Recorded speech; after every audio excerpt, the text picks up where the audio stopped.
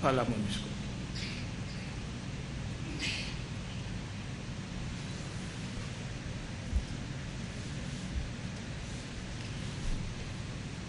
On a plusieurs groupes armés, où on avait à un certain moment plusieurs groupes armés à l'est du pays. Et on a toujours posé la question à nos amis de la MONUSCO. Citez-nous un seul groupe que vous avez eu à maîtriser, à éradiquer, parce que c'est ça le mot. Un seul.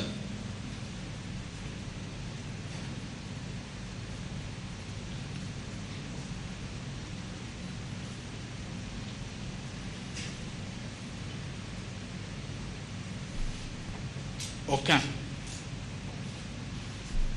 Même les opérations en cours aujourd'hui, je parlais des opérations en cours, sont nos unités, les forces armées de la République démocratique du Congo.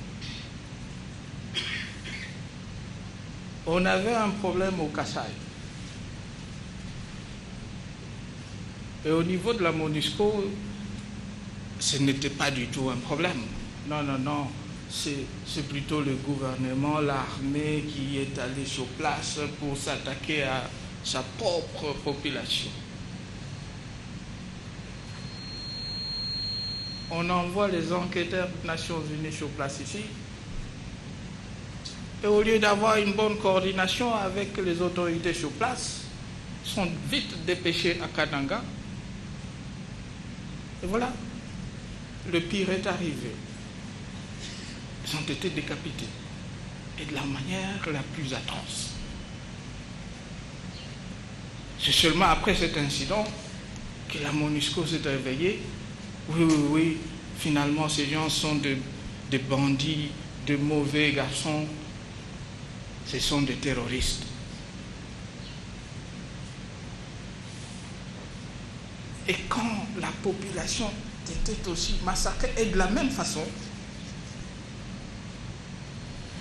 on avait fermé les yeux. Là, c'était des gentils garçons.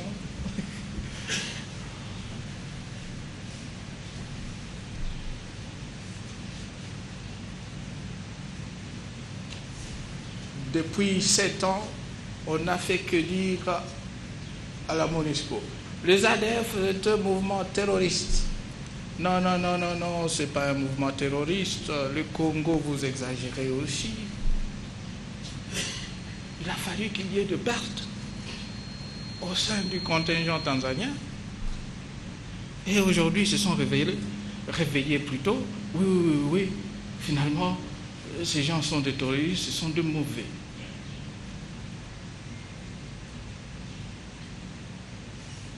Et j'ai plein d'exemples. Mais malheureusement, pas beaucoup, pas assez de temps. La situation économique, le social et les infrastructures, très très brièvement. Et je l'ai dit dans mon introduction, il y a eu une évolution positive, et même très positive, de la situation de notre pays par rapport à la situation d'il y a 15, 16, 17 ans. Depuis 2002, on a enregistré un taux de croissance positif. Aujourd'hui, on est à 3,5 à 4% de taux de croissance. Le taux de croissance moyenne au niveau du continent est de 2%. Mais l'objectif pour nous, surtout les années 2014-15, c'était d'atteindre un taux de croissance à double chiffre, 10%. N'eût été cette crise économique mondiale. Notre bataille aujourd'hui, plutôt, c'est la stabilité du cadre macroéconomique, la stabilité de la monnaie, qui avait subi aussi de secousses le franc congolais, il y a 4, 5, 6 mois. L'objectif, après cette stabilisation, et je l'ai dit, je l'avais dit il y a une année, c'est de diversifier notre économie.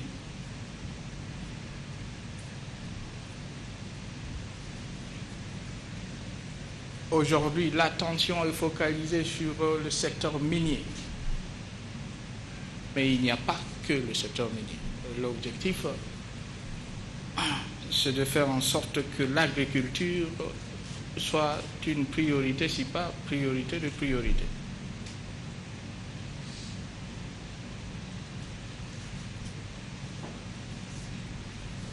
Le secteur des hydrocarbures, on va accélérer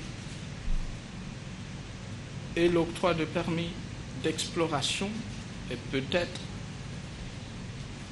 d'ici 2, 3, 4 ans, permis d'exploitation et bien entendu l'exportation.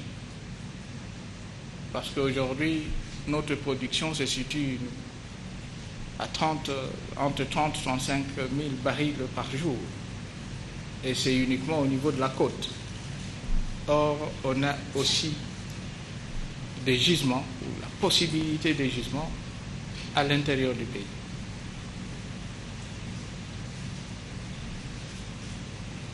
« 70 à 80% de notre économie est dans l'informel. Le défi, c'est de faire en sorte qu'il y ait un meilleur contrôle au niveau de l'économie, rendre tout ça formel.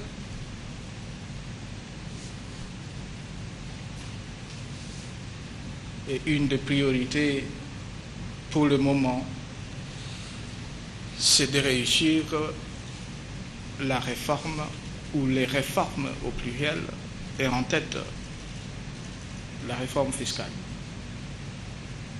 Rendre beaucoup plus fluide les investissements et les affaires en République démocratique du Congo. En finir avec beaucoup de bureaucratie et la multiplicité de taxes.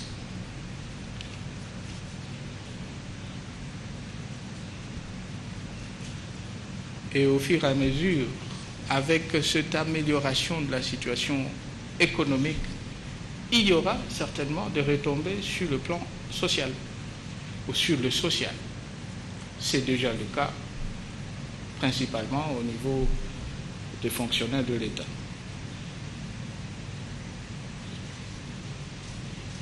Quant aux infrastructures, je l'ai dit dans mon introduction aussi,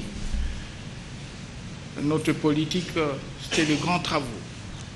Reconstruire le pays. Pourquoi reconstruire le pays? Parce qu'on n'avait plus d'infrastructures. Ce n'était plus possible de quitter Matadi jusqu'à Kinshasa le même jour. Aujourd'hui, c'est déjà chose faite depuis 5-6 ans.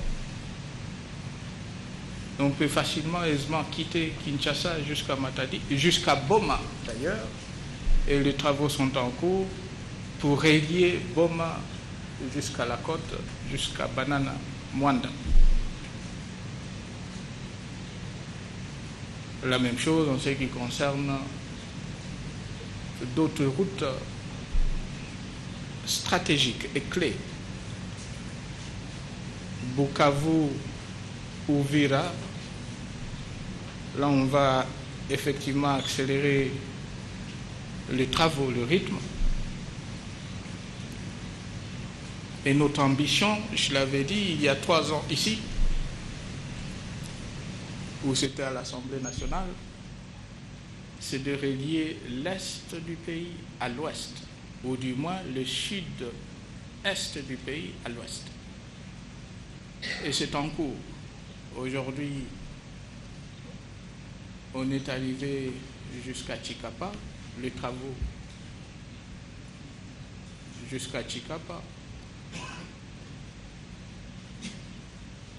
et les travaux de la part du côté plutôt du Katanga, ou l'ancienne province du Katanga, vers Mbujimai et Kananga sont aussi en cours.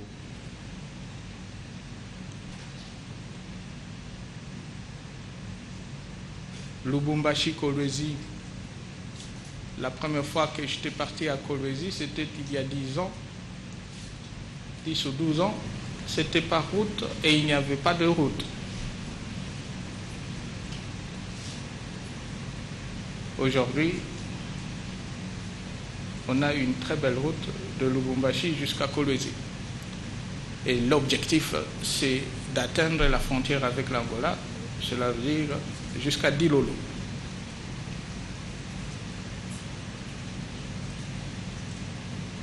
In fine, avec tout ce projet, on aura réunifié et le pays et nos provinces.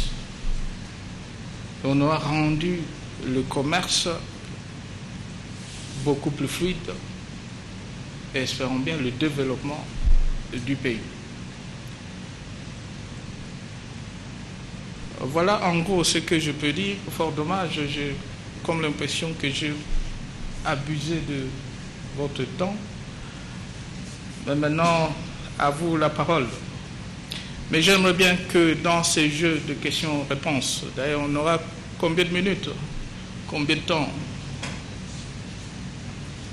Au total, nous devons consommer 1 heure. On a déjà consommé 1 heure, n'est-ce pas? 1 heure, oui. Mais comme vous êtes polyglotte, je souhaiterais en toute humilité que je puisse d'abord inviter en premier la presse francophone et ensuite la presse anglophone pour les questions. Alors j'aimerais bien, merci beaucoup, mais j'aimerais bien que dans ce jeu de questions-réponses, que vous puissiez focaliser vos questions sur l'essentiel. Et l'essentiel, c'est la République démocratique du Congo. Et pas des individus. Pas des hommes. Pas M. Kabila, M. X. La République démocratique du Congo, le processus électoral, etc., etc. À vous la parole. C'est combien? 2, 3 questions? 5 questions pour la presse francophone et 5 questions pour la presse anglophone. Oui, monsieur, venez ici. Rejoignez-moi ici. Venez, s'il vous plaît. Oui, oui.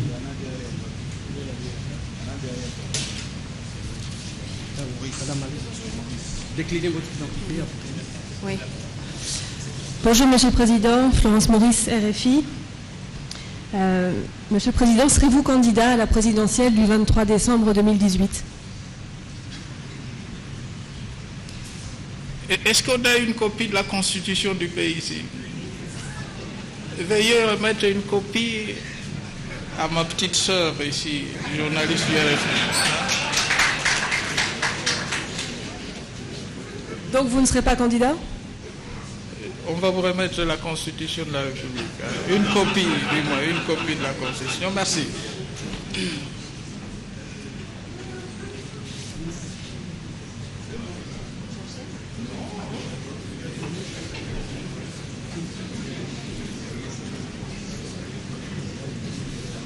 Monsieur le Président, c'est Alain Kiouka pour le compte d'Antenne A. Vous avez brossé de manière ramassée le bilan de ces 17 ans. Non, ce n'était pas le bilan. Bon, c'est une sorte de bilan parce que vous avez parlé de plusieurs points. Oui. Parce que je voulais poser cette question, mais je ne la pose plus. Mais plutôt savoir, en toute humilité, quel a été votre plus grand succès pendant ces 17 ans de règne et quelle a été votre plus grande faiblesse? Le succès, c'est la réunification du pays. Le succès, c'est le fait que le Congo existe toujours. Il est où, mon ami? C'est Antena. Le fait que le Congo existe toujours. Il y a beaucoup de gens qui avaient parié sur la disparition de ce pays. Le démantèlement de ce pays. Le fait que le Congo existe, qu'on a les institutions qui sont en place, qu'aujourd'hui, on parle plutôt du 3e cycle des élections. C'est déjà une réussite. Sur le plan économique, etc., j'ai beaucoup parlé de ça.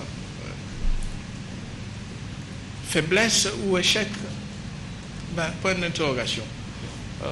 Peut-être que le regret, c'est que je n'ai pas réussi, ou ensemble, avec mon équipe, on n'a pas réussi à transformer l'homme congolais. C'était ça l'objectif de notre révolution. Il y avait le Zaïre, on est devenu le Congo, la République démocratique du Congo. J'ai comme l'impression que on a traîné un tout petit peu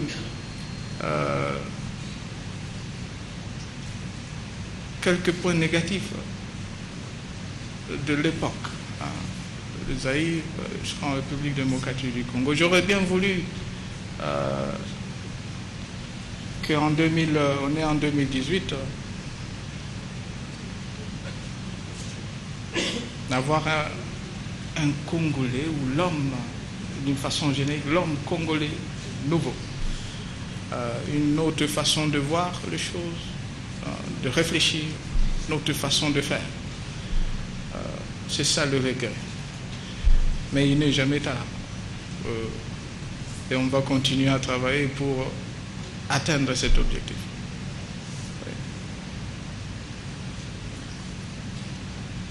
Oui, Monsieur le Président, bonjour. Moi, c'est Kéry Katombe pour l'agence Reuters. En ce moment, au Nord Kivu, dans le territoire de Beni, il y a des opérations militaires en cours contre les ADF Nalu. Ma question est de savoir si le FARDC, qui est l'armée de la RDC, à elle seule, va faire la différence et une fois pour toutes finir avec ce phénomène ADF Nalu pour que les fils et filles de ce territoire vivent en paix et pouvoir espérer évoluer normalement. Merci. Bien sûr, c'est cette même armée, les forces armées de la République démocratique du Congo, qui avait mis en déroute plusieurs mouvements. Il y a des M23, aujourd'hui le groupuscule de Maï Maï, au centre du pays, Kamwenan Sapo, etc. On est déterminé. Mais ce que vous devez aussi savoir, c'est que les ADF, c'est un mouvement terroriste, je l'ai dit. Au sein de ce mouvement, il y a et les Ougandais, et les Somaliens, et les Kenyans, les Tanzaniens, les gens venant du Tchad, récemment des Sud-Africains. C'est un mouvement terroriste. Notre approche, parce qu'on a décidé de lancer des opérations militaires contre ce mouvement, on va continuer avec ces opérations jusqu'à la fin de cette aventure des ADF. Mais on ne va pas exclure l'appui ou la participation par les renseignements d'autres pays, vu qu'il y a des éléments venant de ce pays, le pays que je viens de citer ici, et ce n'est même pas exhaustif. Mais pour le moment, les opérations sont en cours et il n'y a que les forces armées de la République démocratique du Congo qui sont sur le terrain. Quant à l'appui d'autres pays, jusque-là, il n'y a personne qui s'est déjà prononcé pour appuyer ces opérations. Et on a cette capacité, la capacité d'aller jusqu'au bout avec cette opération. Oui. Monsieur le Président, bonjour. Thomas Nicolon de France 24. Je voulais avoir votre réaction à ce qui s'est passé en fin d'année 2017 et là en début 2018, c'est-à-dire il y a eu des manifestations, des marches, il y a eu des violences, il y a eu des morts et même proches des églises. En tant que président, qu'est-ce que ça vous inspire ?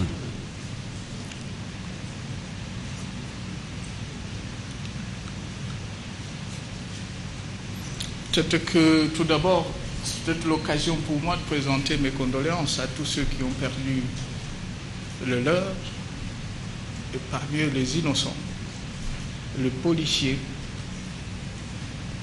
et quelques manifestants. Et je pense que ce n'était pas du tout nécessaire. Une manifestation ne doit pas conduire à une situation de mort d'homme. Non, pas du tout. Mais je vous ai brossé la situation depuis 2006, le processus électoral dans ce pays. Vous êtes sans savoir que en 2006, on avait presque la même situation, manifestation. 2011, c'était même pire. Un candidat aux élections présidentielles était empêché de tenir son meeting de campagne dans cette ville par les militants d'un autre parti politique. Ce candidat, en 2011, c'était M. Joseph Kabila. Empêché. Alors, qu'est-ce que cela m'inspire? Je crois bien que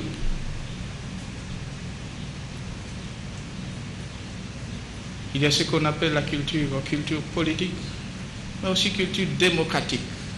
Il faut cultiver ça. Je crois bien que l'on doit nous tous comprendre, ceux de l'opposition, majorité, l'administration, que les élections et surtout la pré-élection, il faut qu'elle soit une fête de démocratie. Une fête de la démocratie dans notre pays. Et il ne faut pas qu'il soit le deuil.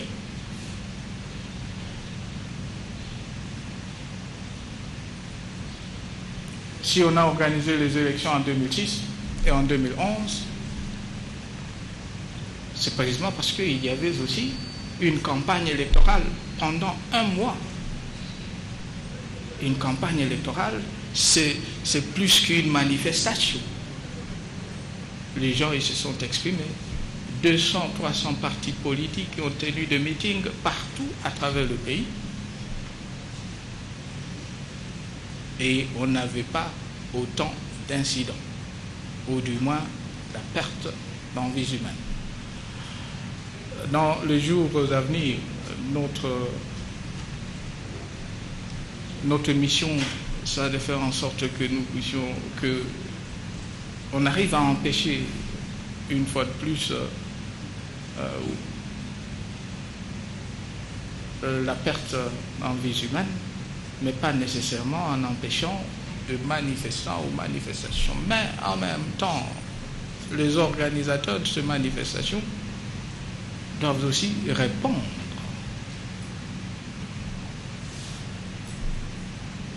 Est-ce que ce sont eux les responsables de ces manifestations et par ricochet les résultats positifs ou négatifs, au lieu que ce soit uniquement l'État congolais? Dans les jours à venir, l'on va tout faire, et d'ailleurs c'est déjà en cours, vous êtes sans le savoir, que parmi les policiers un des policiers qui avait tiré sur entre guillemets manifestants, il a déjà été arrêté. Et là-dessus, on est vraiment strict quant aux forces de l'ordre et leur façon d'agir sur le terrain. Et de la même façon, on aimerait bien ou j'aimerais bien que les organisateurs et surtout les responsables soient aussi rigoureux avec les manifestants et leur façon d'organiser toutes ces manifestations. Voilà ce que je peux dire.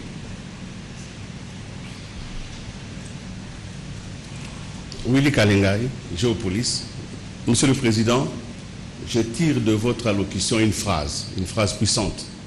Vous avez dit la démocratie est un choix politique et idéologique. On ne nous a pas imposé, nous avons choisi de mettre en place un système démocratique. Vous avez dit aussi, en donnant la mission à nos forces armées, que leur mission était de gagner la paix.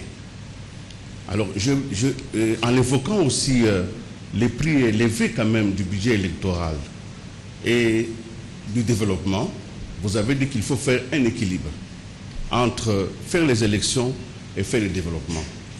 Parce que nous parlons de démocratie, pourquoi ne pas faire un effort, et vous en avez les moyens, pour que le droit de manifester trouve un équilibre avec l'ordre public? Parce qu'aujourd'hui, c'est la même constitution que vous avez tout à l'heure évoquée, qui donne aux Congolais le droit de manifester leur point de vue. Et vous êtes un démocrate. Comment nous ne pouvons pas faire un effort en tant que nation pour que ceux qui ont un point de vue à manifester, qu'ils le manifestent sans forcément être dans une position dangereuse? Voilà ma question et c'est le souci de ce matin. Merci, monsieur. Merci beaucoup, monsieur. C'est ça mon souci aussi, monsieur Willy Kalengai. C'est ça le souci qui m'anime. Il y a actuellement, au moment où nous parlons, une loi au niveau du Sénat, une loi sur manifestation adoptée, mais qu'on avait envoyée au niveau de la Cour constitutionnelle. Était jugée irrécevable et par conséquent, le Sénat et l'Assemblée nationale doivent une fois de plus revoir, réétudier cette loi. Moi, je pense que d'ici le mois de mars ou à la session du mois de mars, vu que c'est une session extraordinaire qui est en cours, la session du mois de mars, on aura une loi qui va recadrer tout ça. Il ne faut pas oublier que la Constitution a prévu effectivement le droit de manifester, mais la même Constitution a aussi prévu que l'autorité administrative peut refuser ou rejeter une demande de manifestation. Il ne faut pas oublier tout ça. Alors, la démocratie, j'aime bien, mais la démocratie, ce n'est pas la foire. La démocratie, c'est magnifique. Mais la loi va nous aider à recadrer tout ça. Et j'espère bien que ce sera un nouveau départ pour tous ceux qui souhaitent, n'est-ce pas, s'exprimer. Que ce soit à travers des manifestations, et principalement les manifestations. Permettez, nous allons alterner cette fois-ci. Le confrère William Edmondson de la BBC va vous poser 2 questions en anglais. Day that clearly must have some difficult memories, complicated memories for you. Can you speak a bit louder? Thank you for speaking to us on a day which clearly must hold some complicated and difficult memories for you. My first question, will elections definitely be held by the end of this year? And when the successor is chosen, will you stand down? The question is whether the elections... Yeah. I'll start again. When will elections definitely be held before the end of this year? And when they're done, will you stand down? The electoral calendar that has already been published is very clear. It's clear in the sense that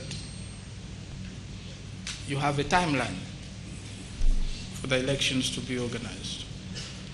And as soon as those elections are organized, and as soon as we have a winner for those elections, then the answer is very clear to your question. But I've always also stated that probably the most important thing is not necessarily the elections. You can organize elections whenever you want. You can organize them today, tomorrow, the day after tomorrow. But what's more important is what happens after the election. Do you have chaos, or do you have stability, relative stability, in order for the country to go forward? We are gearing towards the second alternative, meaning perfect elections. I've always talked of perfect elections and long-term stability in our country. That's the way I see our electoral process. So you have the calendar and what happens after the elections, that's something else. And what happens after includes you standing down in favour of the winner of the election? What happens after? Would include you standing down in favour of the winner of the election. Why not? My second question... Or do you have any other proposals? My second question, the outgoing head of the United Nations Peacekeeping Force has said that political uncertainty in Kinshasa is contributing to conflict in the country. You talked about the need to ensure security before an election can take place. What do you say to his comments that the insecurity, the uncertainty here is a contributing factor? I don't have any comments in as far as what he said, because there is no political uncertainty. It's very clear where we're going because we have a roadmap, and I won't want for anybody, anyone, to leave the Congo with the impression that it's because you have a political situation or the organization of elections this year, and it's the main reason why you have the ADF, the LRA that we are chasing away, and all these other movements. These movements have existed before we had an electoral process. So I believe it's just baseless. Thank you very much, Mr. President.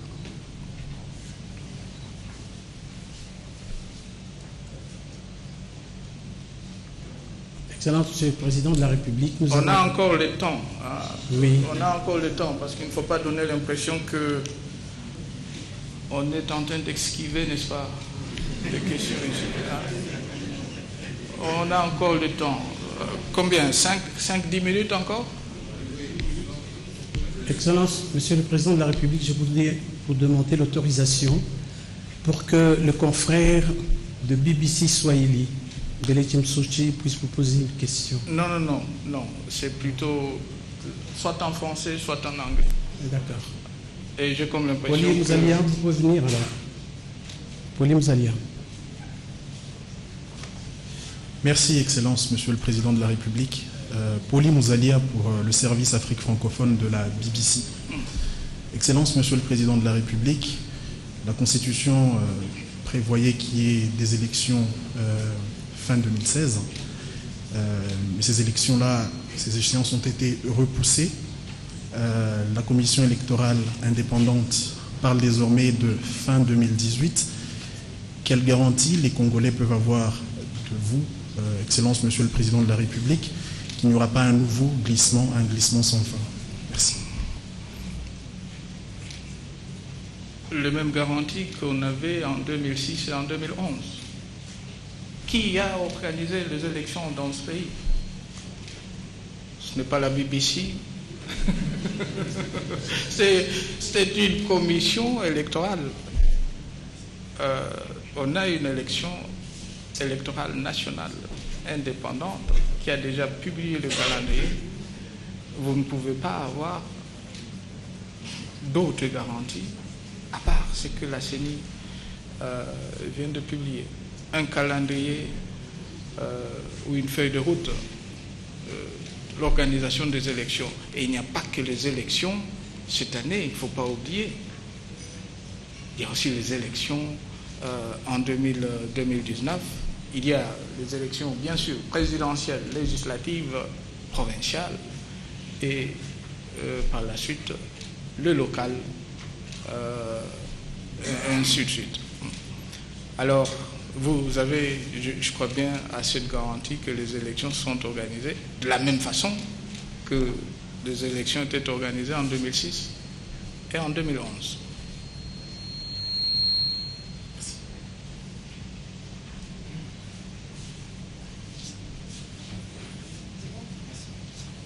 Monsieur le Président. Monsieur le Président de la République, bonjour. Merci au nom des correspondants accrédités à Kinshasa pour cette conférence de presse. Samir Toumsi pour l'agence France Presse. J'ai relevé, lorsque vous abordiez le processus électoral, que vous avez évoqué des choix à faire entre le coût des élections, le développement. Vous avez évoqué à un moment, à propos du processus électoral, un risque de saut dans l'inconnu. Pourriez-vous nous détailler? Est-ce que ça veut dire qu'en cas de situation politique très tendue, ces élections pourraient être de nouveau reportées en concertation avec la CENI? Et une deuxième chose, dans le même ordre d'idée, vos adversaires ne vous font pas confiance.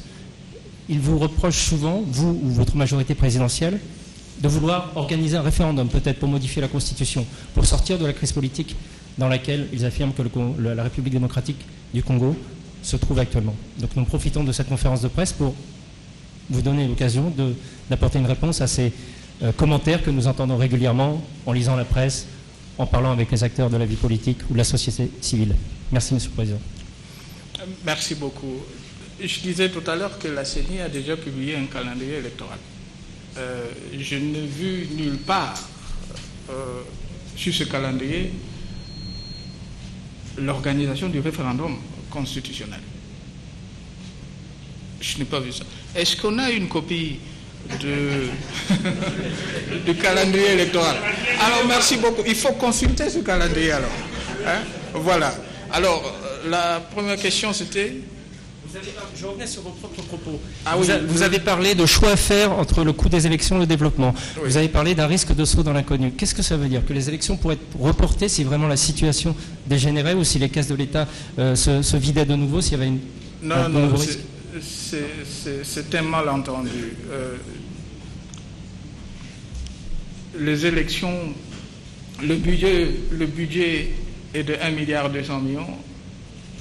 en 2006, le budget des élections était de 500 millions de dollars, 450-500 millions de dollars.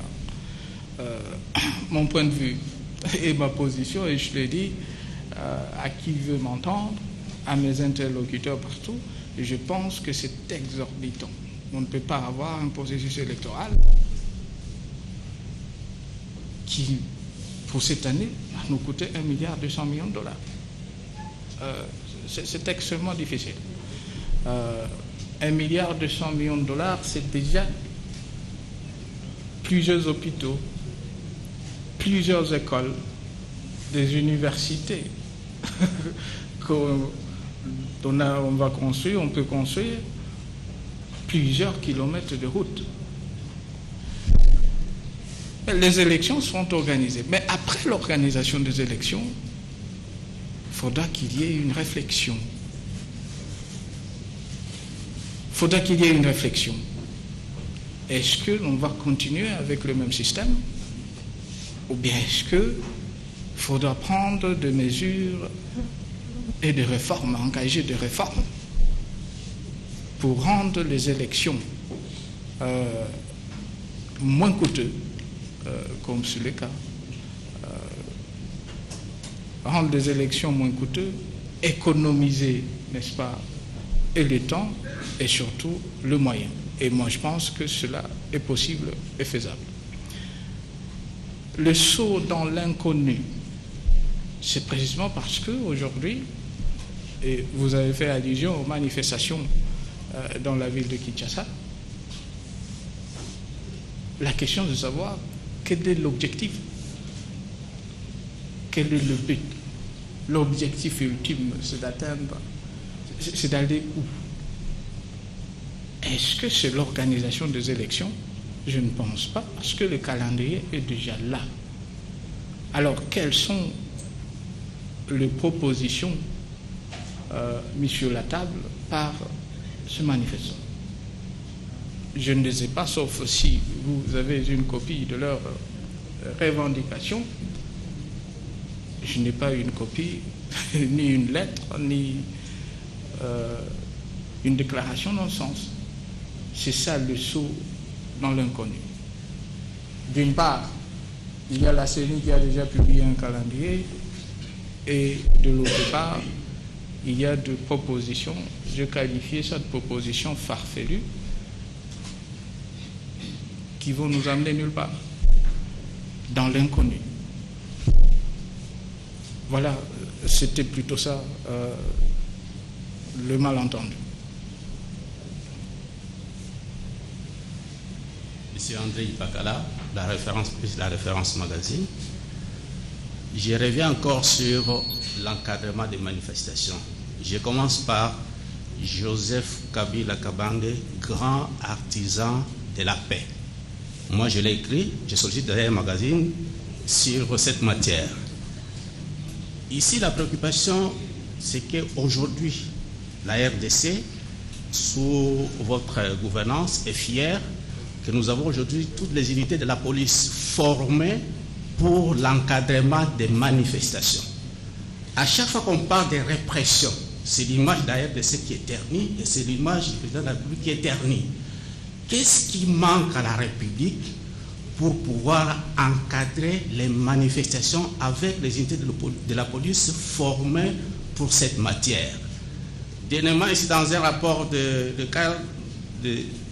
laïcs, des laïcs catholiques, ils ont relevé que sur les 26 provinces, il y a eu 12 manifestations, 12 marches bien encadrées par la police. Si c'était sur l'ensemble de la République, c'est une bonne image de la République que nous envoyons à l'extérieur.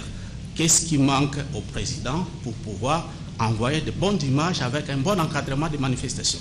Oui, mais M. Pakala, tu as déjà répondu à ta propre question. Si dans 12 paroisses, c'est ça? Non, 12 entités. Dans 12 entités, il y a eu un bon encadrement. Qu'est-ce qui se passait ou qu'est-ce qui se passe à Kinshasa pour que ce ne soit pas la même chose? À vous, n'est-ce pas, de répondre. Monsieur Pakala, on est à Kinshasa, il y a 2 ans, dans cette même ville. L'autorité provinciale avait accordé à des partis politiques l'autorisation de manifester. Tu te souviens du bilan? Est-ce que tu te souviens du bilan? Non. Autant de morts. Je ne suis pas contre les manifestations pacifiques. Je ne serai jamais contre les manifestations politiques. Mais si une manifestation a comme objectif de brûler, tuer les policiers, incendier le palais du peuple, c'était ça l'objectif en 2015, incendier tout le monde ou tuer tout le monde, et tu appelles ça manifestation pacifique? Et seulement parce qu'il y a un rapport. Écoutez, je l'ai toujours dit à mes interlocuteurs qui viennent de Washington, Genève et consorts, c'est magnifique de rester dans vos bureaux climatisés. Vous n'avez pas des avis à émettre sur mon pays que vous ne connaissez pas. La culture, je l'ai dit à quelqu'un ici en répondant à une question, il y a la culture politique. Est-ce que moi j'appelle la culture démocratique dans un pays? Est-ce que les objectifs poursuivis par les manifestants sont en phase avec ce qu'on appelle la démocratie? Si c'est le cas, magnifique. Mais qu'à cela ne tienne, j'ai répondu à la question. On aura une loi, certainement d'ici le mois de mars, qui j'espère bien va recadrer tout ça. Mais si dans 12 localités, villes, territoires, il y a eu des manifestations pacifiques très bien encadrées par la police, il faut alors féliciter cette police. Pourquoi est-ce que vous ne félicitez pas cette police? Et si à Kinshasa, il y a eu des grabuges, il y a des enquêtes qui sont en cours, on saura exactement qui est le responsable et qui a fait quoi et comment et pourquoi. Vous êtes aussi sans le savoir que pour qu'il y ait une autorisation de manifester, il faut qu'il y ait tout d'abord un responsable, il faut donner l'itinéraire de manifestation pour que cette manifestation soit encadrée par la police. Les manifestants ou les organisateurs, quand ils refusent même de signaler à la police si le trajet de notre marche, comment est-ce que la police ou cette police va sécuriser le manifestant en question? Comment?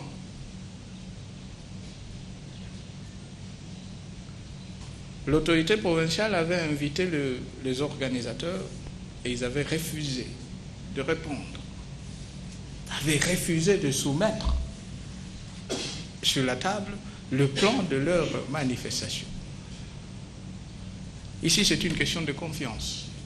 Les manifestants doivent faire confiance à la police et de la même façon, la police ou l'autorité provinciale, dans ce cas-ci, de la ville de Kinshasa, le chef-lieu ou soit le siège de nos institutions fera la même chose. Voilà ma réponse, monsieur Pakal. Marcel Ngoyi du journal La Prospérité. Excellence, Monsieur le Président, vous n'avez pas l'impression que vous êtes dans une situation où vous évoluez seul contre tous? À l'interne, une frange importante de l'opposition, au nom de l'accord, se sent marginalisée. L'Église catholique, celle-là même qui vous avait aidé à résoudre le problème de la fin de votre mandat en 2016.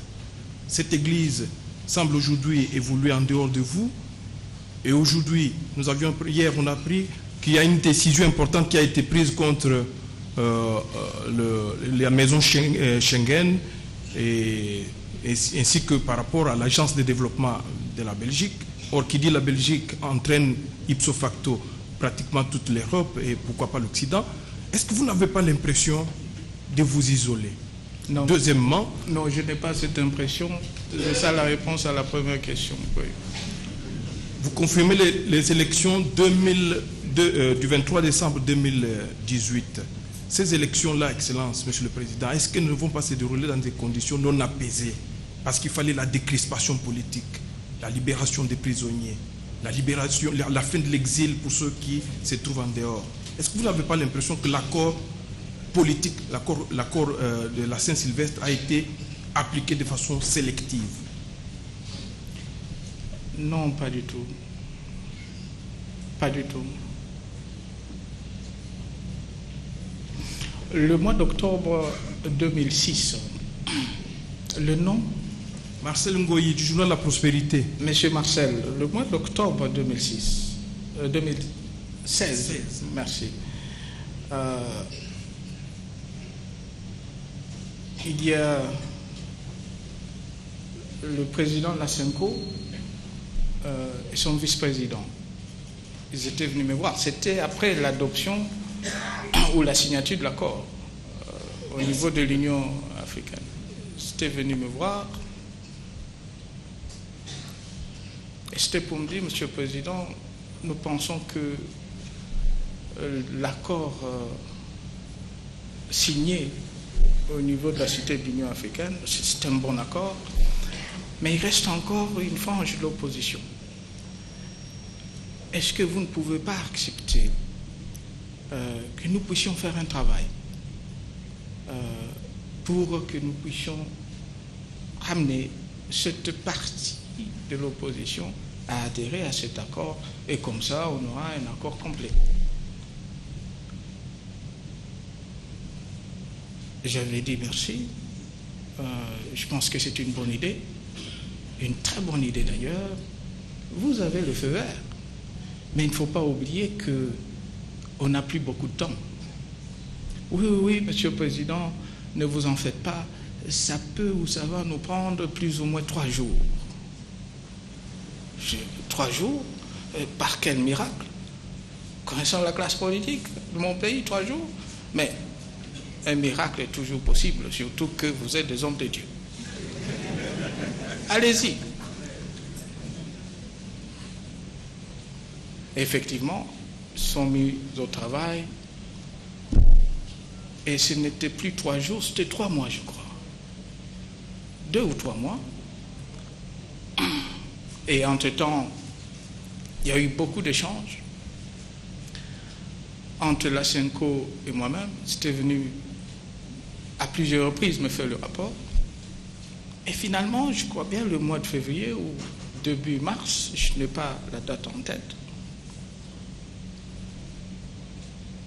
c'est le président de la SENCO qui est venu avec une équipe. Monsieur le Président, nous pensons qu'on avait cru que c'était facile, mais finalement nous nous sommes rendus compte que c'est difficile, c'est extrêmement compliqué. Mais nous sommes arrivés à une conclusion. La conclusion, c'est qu'on a tout terminé. Il ne reste que 2 points, Monsieur le Président. Les 2 points, c'est la nomination du Premier ministre et le président du CENSA. Et nous pensons que vous êtes mieux placé pour le faire, Monsieur le Président. Je dis, comment ça? Il n'y a pas eu de miracle. Hein? Alors, oui, vous êtes mieux placé pour le faire. J'avais dit merci beaucoup, je considère que vous avez fait un très bon travail. Pas pour moi, c'est pas pour la classe politique, mais pour le pays. Alors les 2 points, je m'en occupe. Et immédiatement, après, j'étais parti faire ce qu'on appelle l'état de la nation, les discours sur l'état de la nation. Et j'avais invité la classe politique, ou du moins la classe politique concernée, c'est l'opposition, à me faire des propositions, à me présenter les 3 noms de candidats à ce poste, principalement le poste du Premier ministre, parce que le président du CENSA, cela ne dépendait pas du président de la République. Et j'ai attendu. Et j'avais donné un délai d'ailleurs. C'était quoi? 48 heures.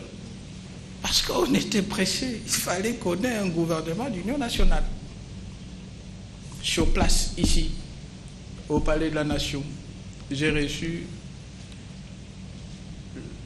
une partie de la classe politique. Tous ceux qui avaient participé aux travaux et l'adoption de l'accord, on appelait ça comment, de Saint-Sylvestre. Ils étaient venus, ils ont présenté leurs candidats. Et il y a ceux qui avaient refusé.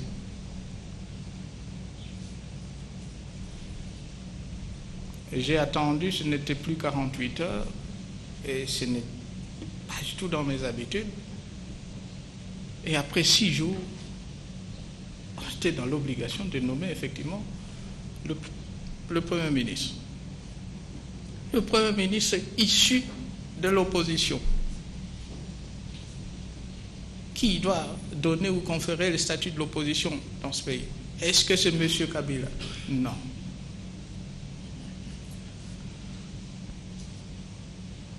Et pour le CENSA, il y a eu je ne sais pas si c'était une élection, mais on a maintenant le président de ces 2 structures, issus de l'opposition.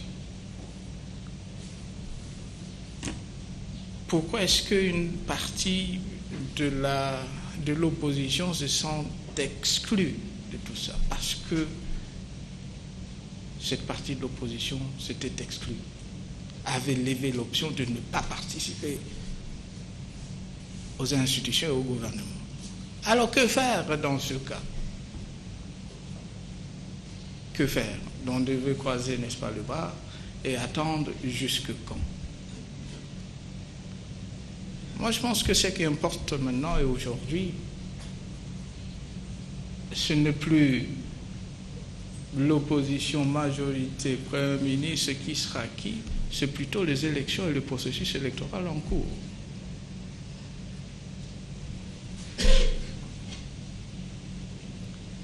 J'aimerais bien que nous puissions avoir des élections apaisées.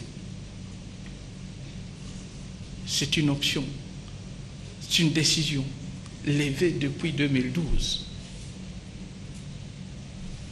Le dialogue, monsieur Mbouille Marcel ne date pas d'aujourd'hui. On a fait du dialogue un mode de gestion dans notre pays depuis 2012 jusqu'à aujourd'hui. Et d'ailleurs, s'il faut même aller beaucoup plus loin, c'est depuis 2001, depuis Sun City, jusqu'à aujourd'hui. L'objectif est d'avoir effectivement des élections apaisées, vraiment apaisées, avant, pendant et surtout après les élections. C'est ça l'objectif. Est-ce que c'est ça l'objectif de tout le monde, de l'Église? Est-ce que c'est ça l'objectif d'une frange ou de cette frange de l'opposition? Point d'interrogation, je ne sais pas. Mais comme en 2006, face à une situation pareille, j'ai comme l'impression qu'on n'a pas de choix. On n'a plus de choix que de foncer et d'aller vers les élections. C'est au peuple congolais de décider. Voilà, M. Mbouille. Mbouille ou Mbouillou? Marcel Ngoyi. Les volets de crispation, Excellence. La question de décrispation, on a le CENSA qui a ce dossier en main et ce n'est pas au président de la République.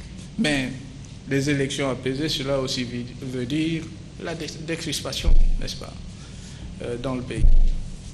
Excellence, Monsieur le Président de la République, vous avez dit tout à l'heure que vous avez eu beaucoup de mal à changer la mentalité des Congolais. J'ai comme l'impression, je peux me tromper, que tous les chefs d'État que nous avons eus n'ont pas non plus évolué au moins sur un point, c'est-à-dire tous les pays peuvent parler, mais lorsque la Belgique parle, on ne peut même pas l'ignorer. Tout de suite, c'est une décision, j'allais dire, spectaculaire. Est-ce que je suis dans le bon? Non, pas du tout. Pas du tout. Pas du tout. On a été... Est-ce qu'on a vu, monsieur le Président, quand Mzé, quand la Belgique parlait, Mzé se cabrait. Le président Mobutu, quand la Belgique parlait, il était dans tous ses États. Le président Kabila, la Belgique a parlé, paf. La Belgique a levé l'option de suspendre, je ne sais pas, suspendre la coopération ou l'octroi de 25 millions de dollars à la RDC. Ben, 25 millions de dollars. C'est 25 millions de dollars ou 25 millions d'euros? Parce qu'on a un porte-parole de la Belgique ici. Hein? C'est combien? 25 millions d'euros. 25 millions d'euros.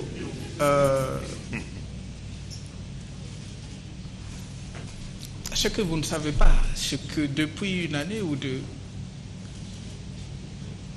nous avons eu des contacts avec la Belgique, où le responsable, et notre discours a été clair.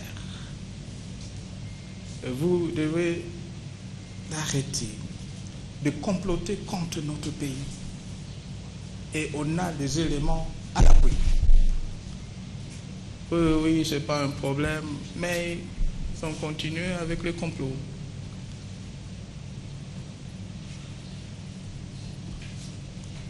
C'est depuis 18 mois.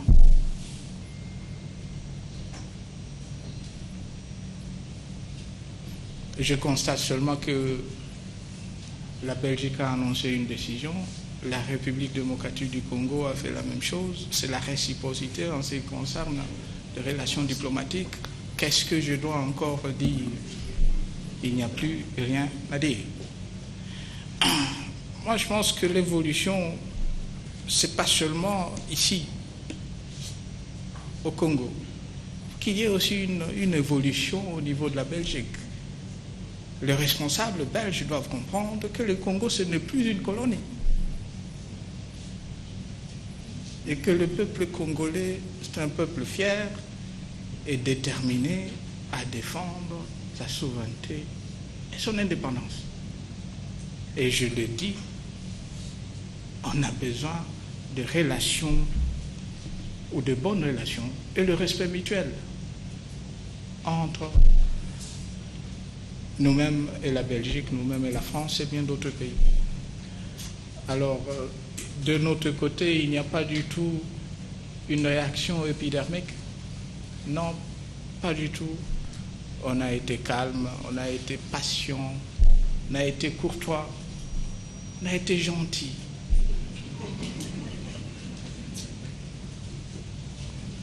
Quelqu'un me disait un jour, vous savez, un Belge d'ailleurs, au Congo, on nous appelle, nous Belges, le Noko. Noko, c'est oncle.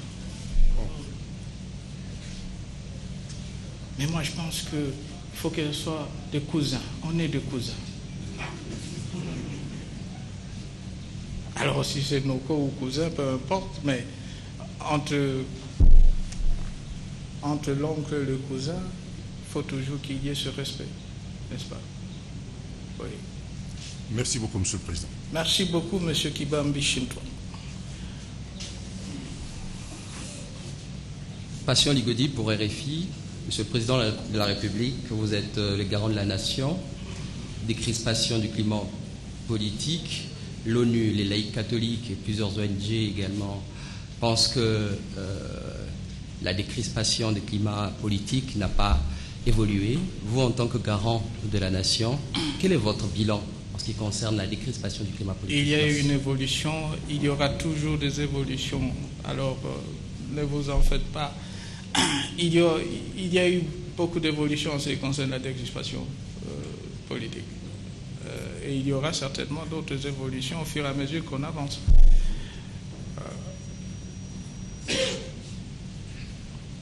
Je me suis toujours posé la question de savoir de quoi est-ce qu'il s'agit quand on parle de la décrispation.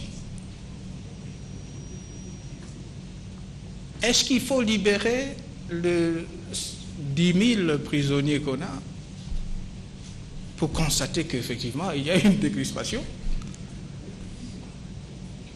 Est-ce qu'il faut qu'on ait, c'est pas 3 000 partis politiques?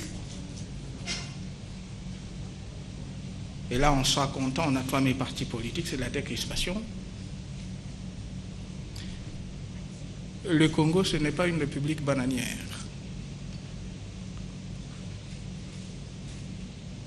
On a comme l'impression que ce que l'on ne peut pas faire ailleurs, eh bien, l'on peut le faire au Congo, comme on veut.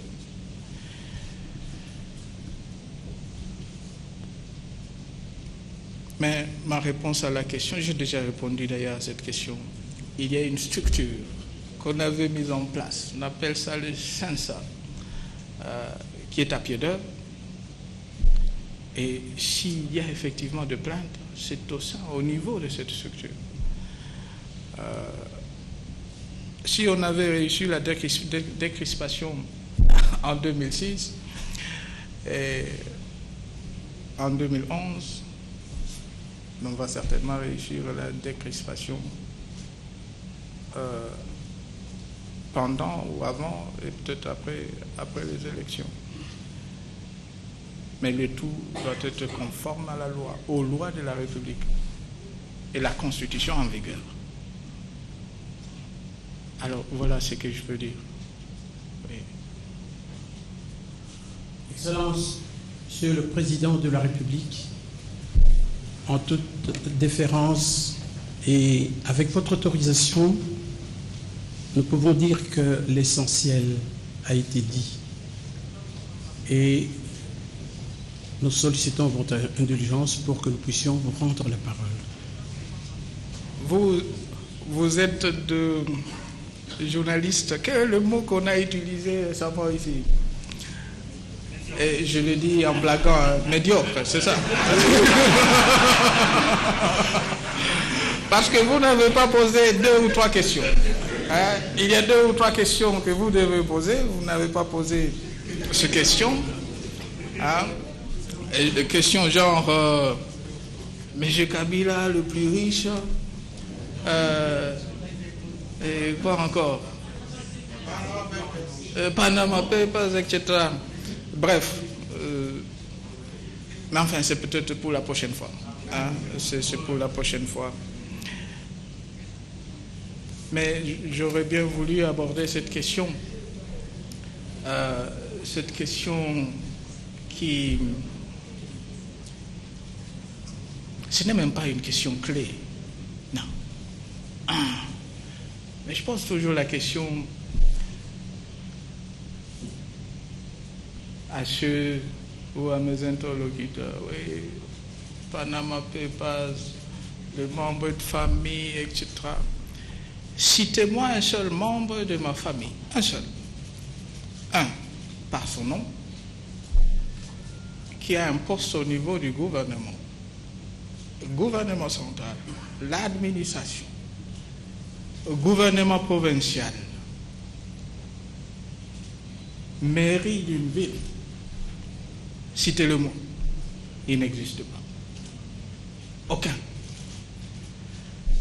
Comment est-ce que ce membre de ma famille doit vivre? Et ils sont nombreux. Ils sont nombreux. Parce qu'ils doivent travailler. C'est ça la culture chez nous. Il faut travailler. Et travailler dur. Alors, merci beaucoup. Je vois bien que tu avais déjà conclu, mais quelle doit être ma conclusion cette date du 26 janvier 2018? Je pense que le Congo est sur une bonne voie, la voie des élections ou l'organisation des élections. J'aimerais bien que notre peuple, notre population, savoir les apaisements.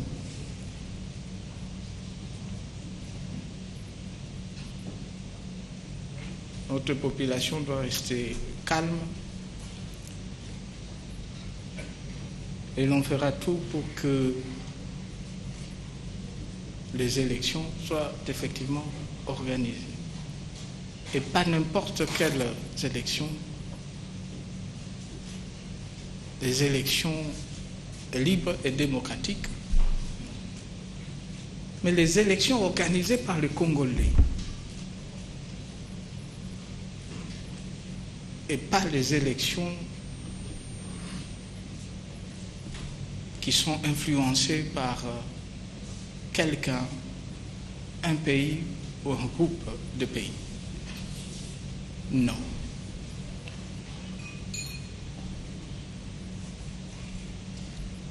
On est le 26 janvier aujourd'hui. Rendez-vous peut-être dans un mois avec vous de la presse, un mois ou deux. Ne vous en faites pas, ça ne sera plus 6 ans. 6 ou 5 ans, mais rendez-vous la prochaine fois et ça sera l'occasion pour nous de faire une autre évaluation du processus électoral et de l'évolution de la situation dans notre pays. Mesdames et messieurs, que Dieu vous bénisse.